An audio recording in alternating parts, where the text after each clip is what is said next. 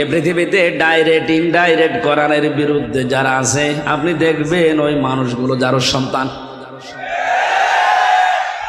এ দেশে নেই।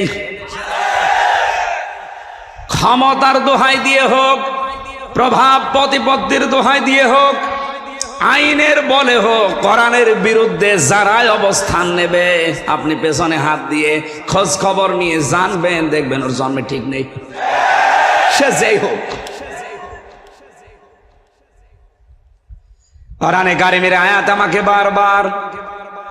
বারবার আমাকে তাড়া দেয় যে তোমার এই সন্তান তো ঠিক আছে নিষ্পাপ, কিন্তু এর বাবা তো ঠিক নেই। কয়জন? 4 বাবার সন্তান কি হয়? জারজ। বলেন না কেন? আমার সন্তান জারজ হয়ে বড় হবে, ও বড় হওয়ার পরে কোরআনের বিরুদ্ধে অবস্থান নেবে, আর আমি মা হয়ে ওই বয়সে বসে বসে দেখবো না। ওই বয়স চাওয়ার আগে ওরে আমি দুনিয়া থেকে বিদায় করে দেই। এই জন্যে কোরআনে কারিমের এই আদেশ আমার সামনে, এ কারণে টুকরা টুকরা করেছি 12টা।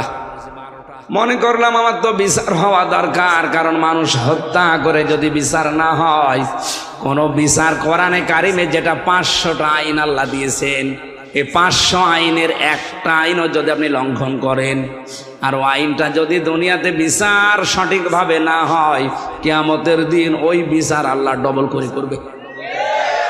আমি বোঝাতে পারিছি? পৃথিবীতে কোনো কোরআনের আইনের কোনো বিচার যদি আপনি না পান, যে কোনো কায়দায় বেঁচে গেলেন, কিয়ামতের দিন আমার আল্লাহ যদি ওই বিচার করে ডবল করে করবে।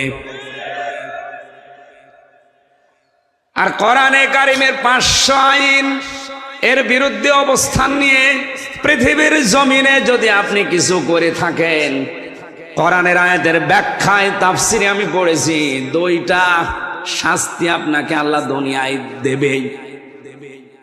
এটা আছে সূরা তহা 16 নম্বর পারা 19 নম্বর পৃষ্ঠা 12 নম্বর লাইনের 124 নম্বর আয়াতের ব্যাখ্যায়, ওমান আ'রাদা আন যিকরি ফাইন্না লাহু মাঈশাতান দঙ্কা ইলা আখির আয়াত। দলিলগুলো লম্বা করে ব্যাখ্যা করে বলতে গেলে আমার আসল উদ্দেশ্য শেষ হয়ে যাবে।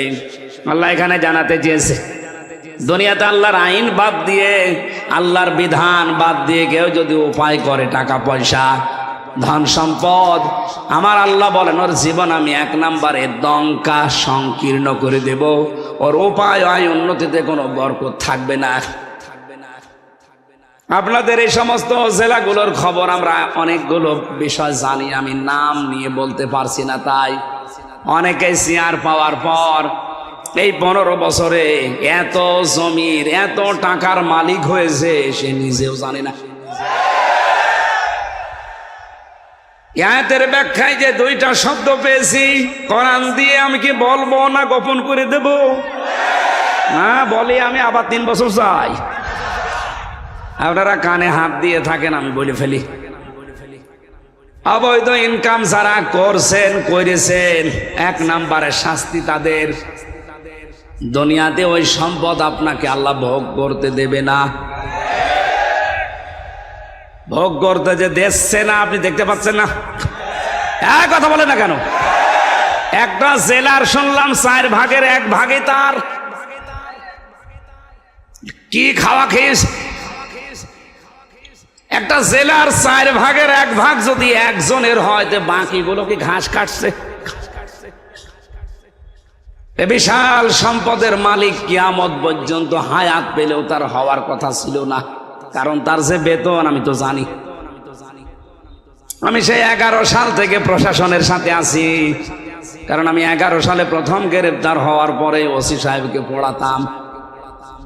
ওনার ওই জায়গা থেকে একেবারে আইজি পর্যন্ত যত সিস্টেম আছে সবগুলো আমার আয়ত্ত করা আছে, কার কি পজিশন, কার কি টাকা, যে হিসাব এখন বের হচ্ছে, যে বাস্তবতা আমাদের সামনে আসছে, আমরা দেখতে পাচ্ছি এই লোকটা যদি কিয়ামত পর্যন্ত হায়াত পায় আর ওই বেতন নিয়ে যদি চলে, এই সম্পদের মালিক হওয়া তার দ্বারা আরো কঠিন, কারণ তার আরো খরচ নেই। আর ওনারা যে সমস্ত ভিআইপি জায়গায় থাকে, আমি যে ওসিকে পড়াতাম, ওনার বেতন ওই সময় ছিল মনে হয় 42,000 টাকা। অথচ ওনার স্ত্রী আর সন্তান দুইটা ঢাকাতে যে বাড়ি নিয়ে থাকে, ওই বাড়ির ভাড়াই হচ্ছে ওই সময় 11 সালে 52,000 টাকা বেতন। কত? আর বাড়ি ভাড়া বাকি টাকা আরো নেই। খাওয়া দাওয়া আছে, ছেলে মেয়ের কলেজে বিশ্ববিদ্যালয়ে লেখাপড়া আছে, আর তার ম্যাডামের যে সাজ, সব মিলে মনে হয় 2.5 থেকে 3 লাখ টাকা না হলে মাস যাওয়ার কথা না। বেতন কত? ও বেতন যাওয়ার পরও আরো ফেরেশতারা দিয়ে যায়। আমি একদিন পড়াচ্ছিলাম, প্রতি জমার দিন পড়াতাম, লা তাকুলু আমওয়ালাকুম বাইনাকুম বিল বাতিল, যে ঘুষ খাওয়া যাবে না। এই আয়াতটা হঠাৎ করে একটা লোক ব্রিফকেসের ভেতরে 10 লাখ টাকা নিয়ে ওনাকে বলছে, স্যার এই হাদিয়াটা রাখেন আর আমার ওই মাল ছেড়ে দিন। আমারে বলছে, হুজুর নেবেন মানে আপনারে পড়ালাম কি, আর আজকে সেই ঘুষের আয়াত। এতদিন যাই পড়িয়েছি, আজকে ঘুষের আয়াত পর্যন্ত এসেছে সূরা বাকারা, আর আপনি আজকে এই জিনিস পেয়েছেন। আমারে বলছো, হুজুর এটা তো ঘোষ না, এটা তো হাদিয়া। আপনার সরকার দেয় না। ওই সময় দেখলাম গরম দিলে লোকটারে, বেটা বেয়াদব, আমি কোরআন শরীফ পড়ছি আর তুমি। ওই সময় দেখলাম তাড়িয়ে দিল। পরে নিয়েছে কিনা আমি জানি না। এইরকম হাদিয়া যদি মাসে 10টা পায়, ওর 42,000 টাকা নেওয়া লাগে। হ্যাঁ, কথা বলে দেখেন। বাংলাদেশের 2টা থানায় সবচাইতে বেশি ক্রাইম হয় এখনো পর্যন্ত, সিলেটের বিশ্বনাথ আর কুষ্টিয়ার মডেল থানা। কারণ যত মামাদের আর দাদাদের দেশে জিনিসপত্র আসে এই জায়গা নিয়ে, সারা বাংলাদেশ মিলিয়ে আপনি যেই কয় মন গাঁজা না পাবেন, লালনের মাজারের দ্বার চাইতে মন গাঁজা বেশি পাওয়া যায়। এটা তো আকাশ থেকে পড়ে নাকি?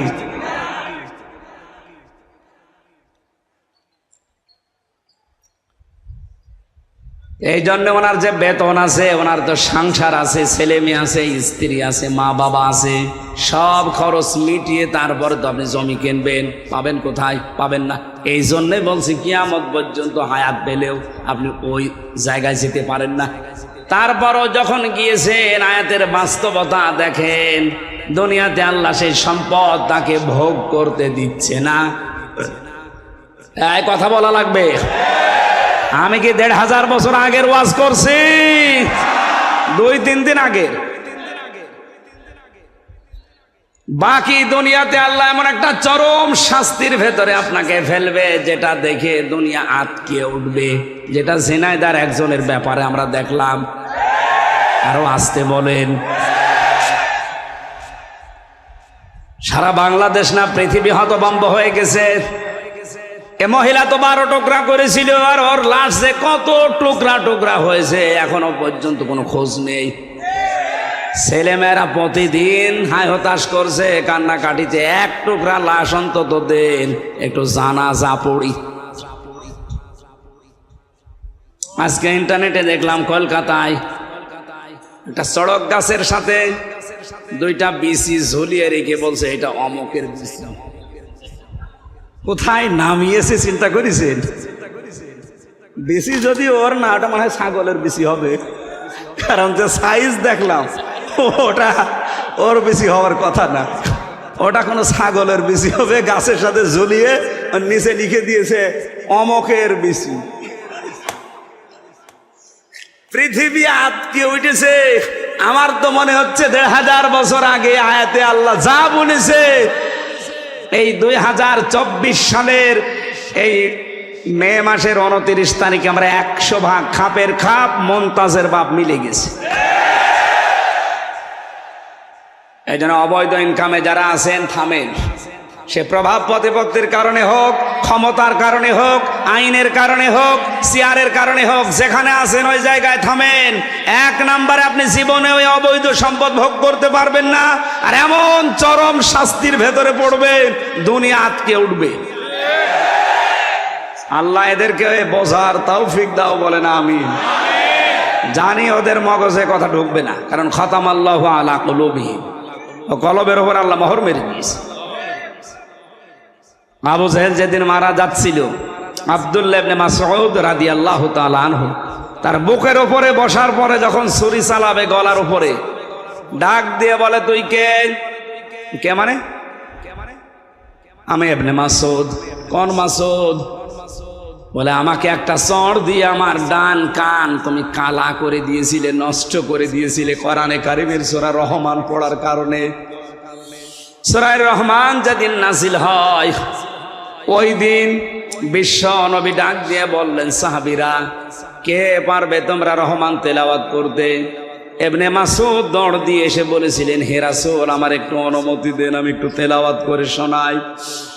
উনি কাবার চত্বরে উচ্চ কণ্ঠে আয়াতটা পড়েছিলেন, আর রহমানু আল্লামাল কোরআন খালাকাল ইনসানা আল্লামাহুল বায়ান।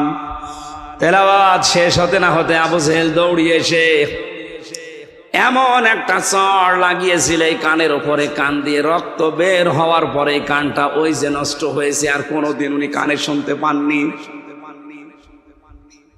ইবনে মাসউদ রাসূলের কাছে এসে কান দিয়ে রক্ত ঝরছে এটা দেখালেন। নবীজি ওই দিন কাঁদছিলেন, হযরত ইবনে মাসউদও কাঁদছিলেন। জিবরাইল এসে তাদের কান্নার মাঝে এসে মন খারাপ করে একটু কেঁদেছিলেন।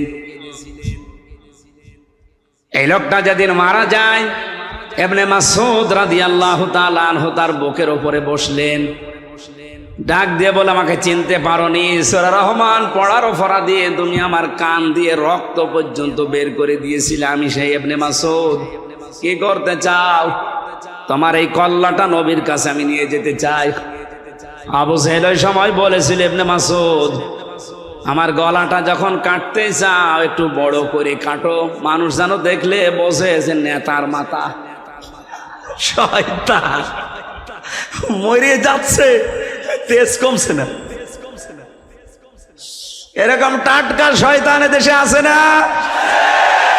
কোরআন শরীফ দিয়ে না, ওদের বাকারি শরীফ দিয়ে বোঝালেও বুঝবে না। ইবনে মাসউদ চিন্তা করলেন, মাথাটা যদি নবীর কাছে নিয়ে যেতে পারে তাহলে নবীজি খুশি হয়ে আমার জন্য দোয়া করবেন। ডাক দিয়ে বললেন, তুই কালেমাটা পড়, আমি তোরে এখনো মাফ করে দেব। বলে না, আব্দুল্লাহর ছেলে মোহাম্মদ তোদেরকে জাদু করেছে, আমারে এখনো করতে পারে নাই। ইবনে মাসউদ বলে, ঠিক আছে, তোর আমি আরেকটু সময় দিলাম। উনি দৌড় দিয়ে গেলেন রাসূলের কাছে, আবার ঘুরে আসলেন, আবার বললেন, কালেমাটা পড়, আমি তোরে এখনো মাফ করে দেব। আমি নবীকে বলবো যেন তিনিও মাফ করে দেয়। ও আবার ওই একই কথা যে আব্দুল্লাহর ছেলে তোদেরকে জাদু করতে পেরেছে, আমাকে এখনো করতে পারে নাই। আমি এখনো যদি মোহাম্মদকে আমার কাছে পেতাম, তাকে আমি নিজে টুকরা টুকরা করতাম। আব্দুল্লাহ ইবনে মাসউদ বলে, এবার আর তোরে ছাড় দেওয়া যায় না, এতক্ষণ পর্যন্ত তোরে 3 বার ছাড় দিলাম, তুই আবার আমার নবীর দিকে আঙ্গুল তুলেছিস, তোরে আঙ্গুলও রাখবো না, এ মুখও রাখবো না। ছুরি চালিয়ে দিলেন। ও বলেছিল মাথাটা বড় করে কাটতে, ওর বিপরীতটা করে মাথা ছোট করে কাটলেন এই থুতনির নিচ দিয়ে। মাথাটা আলাদা হয়ে পড়ে আছে। চিন্তা করলেন নিয়ে যাই, তোলার চেষ্টা করলেন, দেখেন না, নড়ে না। তরবারি ছিল যেটা, কানের একদিকে ছিদ্র করলেন, এক কানের ভেতরে ছিদ্রি করে রশি ঢুকিয়ে প্যাঁচ দিয়ে বেঁধে আর আগা দিয়ে টান দিলেন, দেখে না, মাথা নড়ে না। চিন্তা করলেন, এ শয়তানের মাথায় এত ভারী হয়ে গেল কি করে? আমি একটা যুবক মানুষ, এত চেষ্টা করি মাথা নড়ানোর, কিন্তু নড়ে না। উনি বললেন, দেখি আর একটা কান ছিদ্র করি। দ্বিতীয় কান ছিদ্র করে ভেতরে রশি ঢোকালেন, রশির 2 মাথা টাইট করে বেঁধে নিজের বুকের কাছে রশি দিয়ে এবার টানতে আরম্ভ করলেন, দেখা হ্যাঁ, মাথা নড়ে। আল্লাহ রাব্বুল আলামিন যেন জানাতে চেয়েছে, ইবনে মাসউদ, আমার কোরআনে কারিমের পক্ষে থাকার কারণে এই লোকটা তোর একটা কান ছিদ্র করেছিল, আমি আল্লাহ তোর হাতে ওর 2টা কান দুনিয়ায় ছিদ্র করে ওকে প্রতিশোধ নিয়ে দেখিয়ে দিলাম। আমার তো মনে হচ্ছে বাংলাদেশে অনেকের উপরে আমার আল্লাহ এই প্রতিশোধ আরম্ভ করে দিয়েছে। আপনি একটা মানুষকে মারবেন, মেরে ফেলেন, চোখ তুললেন কোন কারণে? মনে করছেন তার মা বাবার দোয়া বৃথা যাবে? কখনো না। কারণ মায়ের দোয়া আর বাবার দোয়া আরশে চলে যায়। তার মায়ের ওই কান্না আমি ওই বছরে শুনেছিলাম, বাবার আফসোস দেখেছিলাম। বারবার মা বাবা বলছিল আমার ছেলেকে তোরা মারবি, মেরে ফেল, কিন্তু আমার ছেলেটা চোখ তুলি নিলি কোন কারণে? আমার মনে হয় মা বাবা তাহাজ্জুদের পার্টিতে বসে আল্লাহর দরবারে বিচার দিয়ে ফেলেছিল। ওই বিচার আমার আল্লাহ এখনো পর্যন্ত ভুলে যায় নাই। আপনি তার এক চোখ তুলেছিলেন, দুই চোখ তুলেছিলেন, আপনাকে আল্লাহ এত টুকরা টুকরা করে দুনিয়া থেকে বিদায় দিয়েছে যে জানাজা পড়ানোর জন্য একটা টুকরা এখন পাওয়া যাচ্ছে না।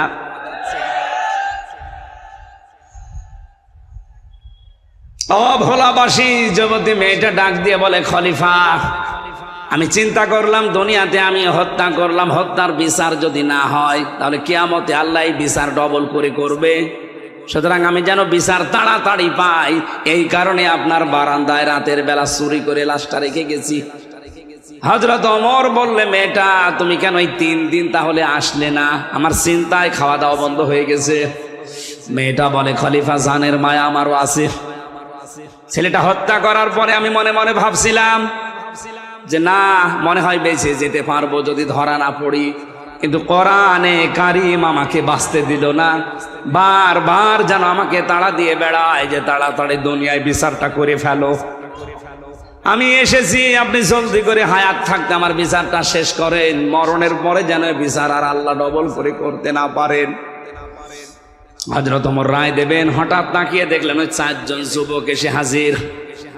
ডাক দিয়ে বলে, তোমরা কারা? বলে, আপনি যে বিচারের রায় দেবেন বলে দাঁড়িয়েছেন, বসে আছেন, ওই বিচারের আসল আসামি আমরা 4 জন।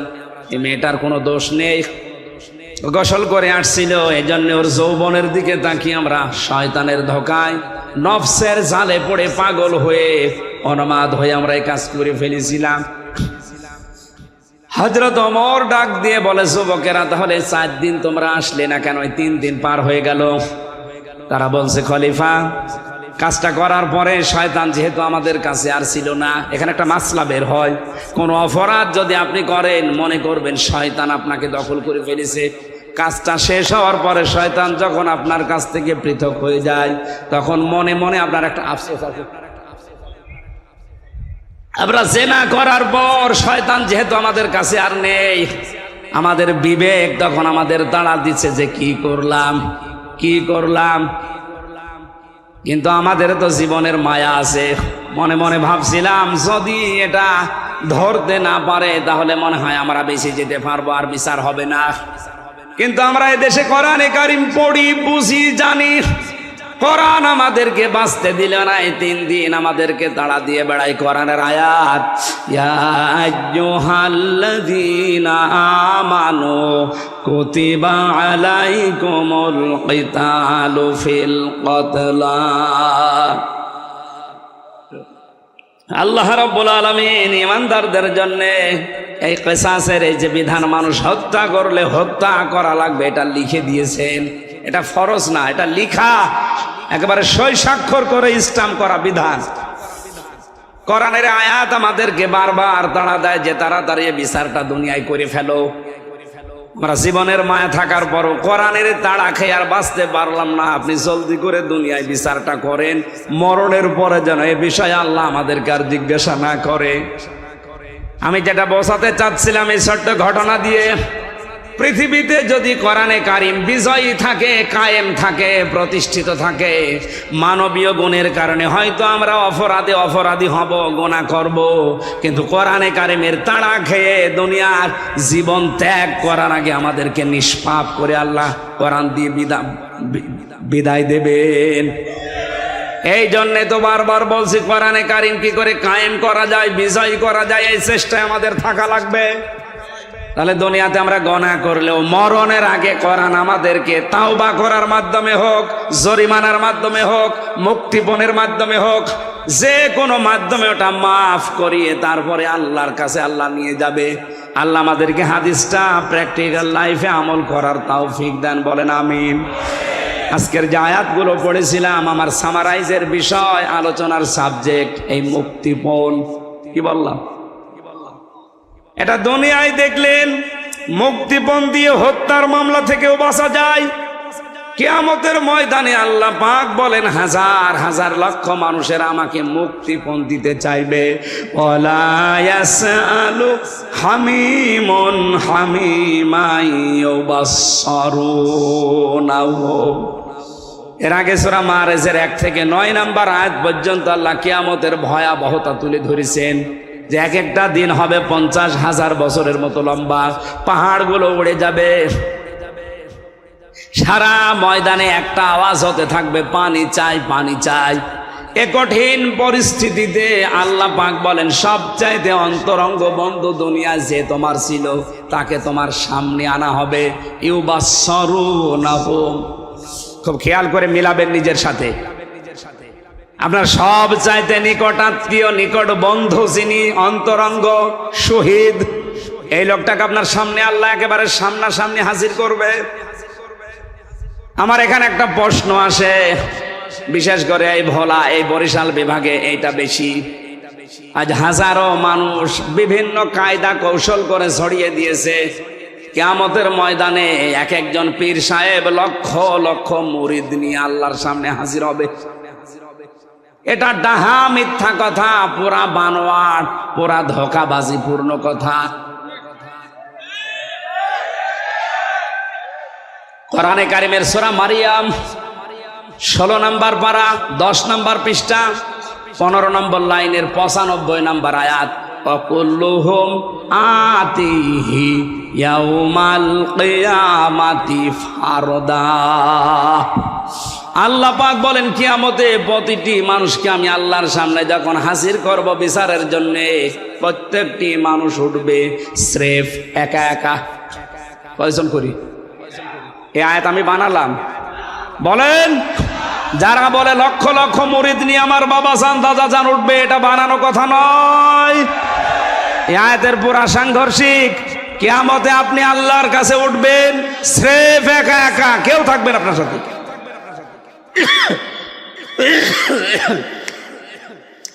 বিচার করার জন্য আল্লাহ নিজের সামনে ডাক দিয়েই প্রথমে ডাকবে আপনাকে, এরপরে বলবে তোর বন্ধুকে নিয়ে আসলাম এই যে সামনে, জিজ্ঞাসা কর। আল্লাহ পাক বলেন, ও বন্ধুকে দেখার পরে মনে করবে লাউ ইয়াফতাদি মিন আযাবি ইয়াউমিইদিন বিবানি।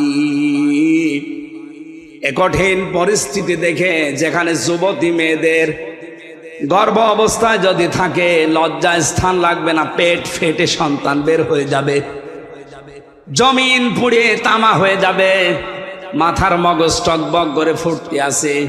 অভোলাবাসী নিজের দিকে তাকিয়ে এখন একটু ভাবেন তো, এই ময়দানে মনে করেন আপনি আছেন, আপনার বন্ধুকে শুধু প্রথম আল্লাহ নিয়ে এসে বলবে, একে কি করবা দেখো, এত পরিচিত তোমার, বলবে আল্লাহ এ বন্ধুকে আমি দিয়ে দিলাম মুক্তিপণ হিসাবে, তুমি আমারে ছেড়ে দাও। আল্লাহ বলেন হবে না। দ্বিতীয় নম্বর বলবে, আমার সন্তানকে আমি দিয়ে দিলাম। কোন সন্তান? যেটা নিজের জীবনের চাইতে মানুষ বেশি ভালোবাসে।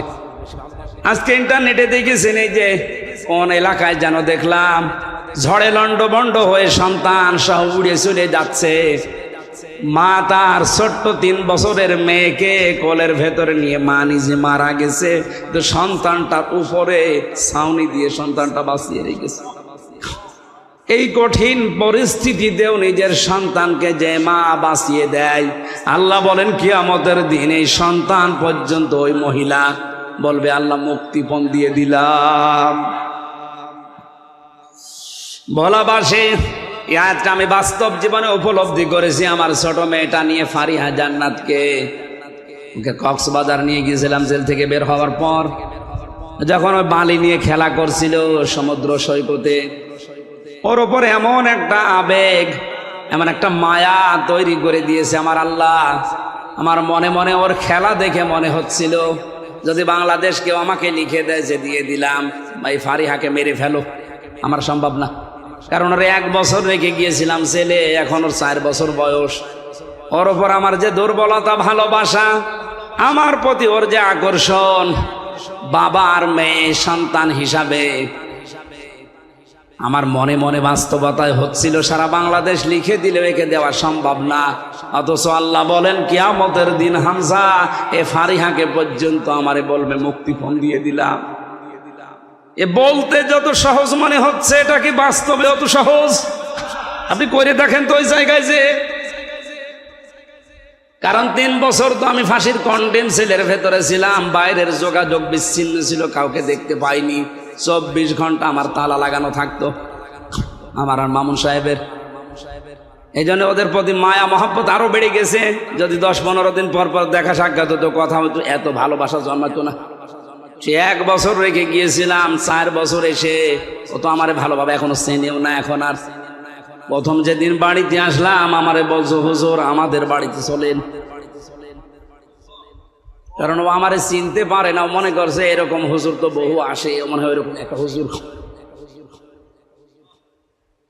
আল্লাহ পাক বলেন কিয়ামতের দিন হামজা এই ফারিহাকে পর্যন্ত বলবে আল্লাহ এরেও দিয়ে দিলাম, তুমি অন্তত আমারে বাঁচাও।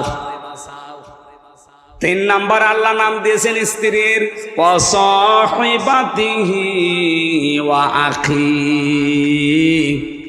আমি নিজেই বলবো আল্লাহ আমার স্ত্রী তামান্নাকে দিয়ে দিলাম, আপনি এরে নিয়ে আমারে মুক্তি দেন। আমার ভাইকে দিয়ে দিলাম যদি আমার ভাই নেই। ফাসিলাতি হিল্লাতি তওবে, সে আমাকে যারা আশ্রয় দিত, রাজনৈতিক, সামাজিক, পারিবারিক, দলীয় বিভিন্ন কায়দায় যারা আমাকে আশ্রয় দিয়েছে, আমার মামলার বিষয়ে যারা লড়ালড়ি করেছে, নড়াচড়া করেছে, আমাকে এখনো যারা বিভিন্ন জেলায় গেলে আশ্রয় দেয়, সবগুলো কিয়ামতের দিন আমি বলবো আল্লাহ সব দিয়ে দিলাম।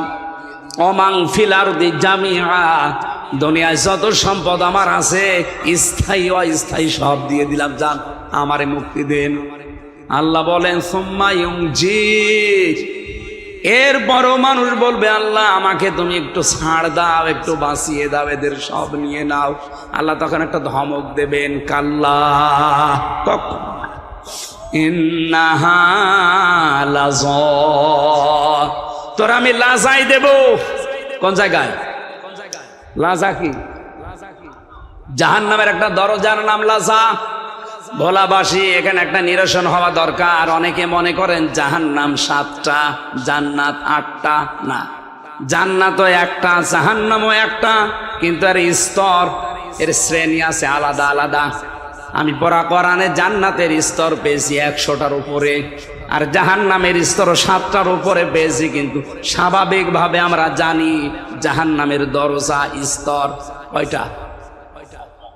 এইটা তো আমি বানালাম নাকি?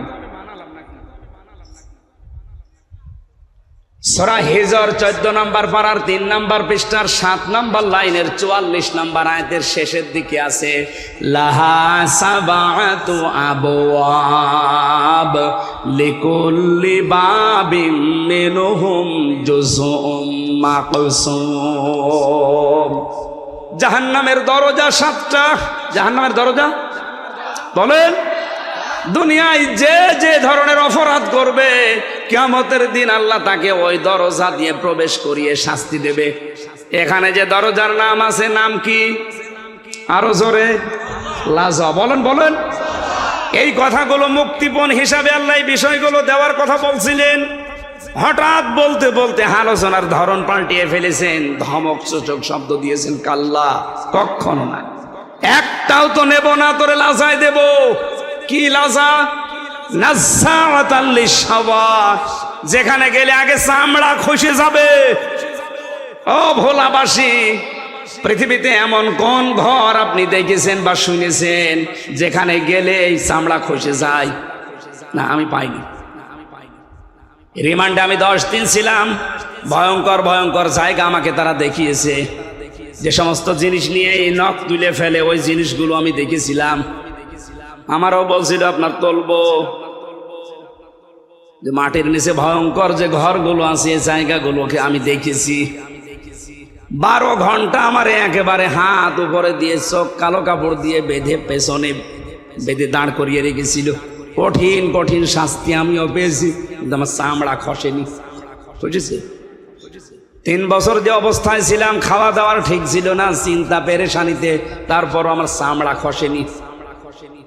আল্লাহ পাক বলেন নাজ্জাআতাল লিশাওয়া, তোরে এমন ঘরে ঢোকাবো এই লাজায় ঢুকতে দেরি, চামড়া খসতে দেরি হবে না। আপনার কথাগুলো কি হাসি মনে হচ্ছে? শুনতে যত সহজ মনে হচ্ছে, এটা কি বাস্তবে অত সহজ? আলেম যারা আছে তারা তো বোঝার কথা, কত ভয়ঙ্কর জায়গায় আল্লাহ প্রবেশ করালে আগে চামড়া খসে যাবে। শুধু চামড়া খসবে না, এর পরবর্তী দুইটা আয়াত আরো কঠিন।